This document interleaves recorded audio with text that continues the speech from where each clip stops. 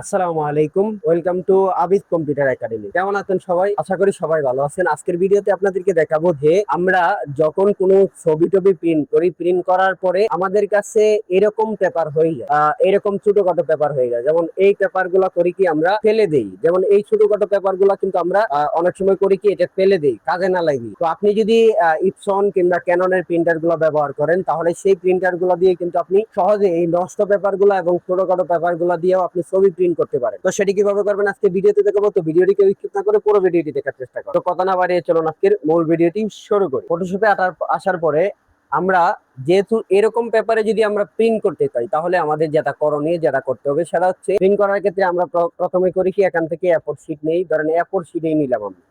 নেওয়ার পরে এই শিটে মিডিল বরাবর একবারে মনে করেন যে মিডিল বরাবর আমরা ছবিটাকে সাজাবো। ধরেন মিডিল বরাবর এভাবে আমরা ছবিটাকে সাজাবো। এখন কথা হচ্ছে যে আমরা যেহেতু ছোট পেপারে প্রিন্ট করতে যাচ্ছি, সেটার জন্য আমরা একবারে ঠিক মিডিল বরাবর সাজাবো। সাজানোর পরে এই যে পেপারটা আছে, এই পেপারটা আপনার প্রিন্টারে দিবে। তো প্রিন্টারে আপনি কিভাবে দিবেন? তো প্রিন্টারে দেওয়ার জন্য আপনারা যে এই ক্লিপটা আছে, এই ক্লিপটা ছোট করে নেবেন, ছোট করে এভাবে লম্বা করে দিয়ে দিবেন। ছোট করে লম্বা করে দিয়ে দেওয়ার সাথে সাথে দেখবেন আপনারা এই ছবিটাকে কন্ট্রোল+P দিয়ে আপনারা কিন্তু এটাকে প্রিন্ট করতে পারবেন। দেখবেন আপনাদের এই শিটে প্রিন্ট হবে। আমি প্রিন্ট করে আপনাদেরকে দেখাচ্ছি। তো আমার ক্যানন ক্যানন প্রিন্টারে দিলাম। তো আমার কিন্তু এটা দেখেন, এটা কিন্তু আমার প্রিন্ট হচ্ছে।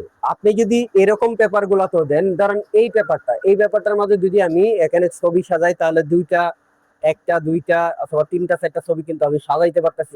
এই পেপারে যদি আমি প্রিন্ট দিই, অনেক সময় কাস্টমার আসে যে ভাই আমার দুইটা ছবি লাগবে। এখন এমন কাস্টমার আছে যে পরিচিত, তাদেরকে দুইটা দেওয়াই লাগে। তো তাদের ক্ষেত্রে মনে করেন যে আপনি এই পেপার গুলোর মধ্যে দুইটা প্রিন্ট করে দিবেন। আপনি এই পেপারটার সাইজ অনুযায়ী সাজাবেন। একবারে ছবির ধরেন এরপর একটা পেজ নিলেন। আমি একটা আবার নতুন করে এরপর একটা শিট নেই। ধরেন এরপর একটা পেজ নিলাম। এই পেজটার একবারে মিডিল বরাবর যদি আপনার দুইটা ছবি হয়, তাহলে দুইটা ছবি মিডিল বরাবর সাজাই। ধরেন আমি ছবি নিয়ে আপনাদেরকে দেখাই। ধরেন ছবি নিলাম। এখন এই যে এইভাবে দুটা দুটা সাজাবেন নর্মালি এই পেপারটাই প্রিন্ট করার জন্য।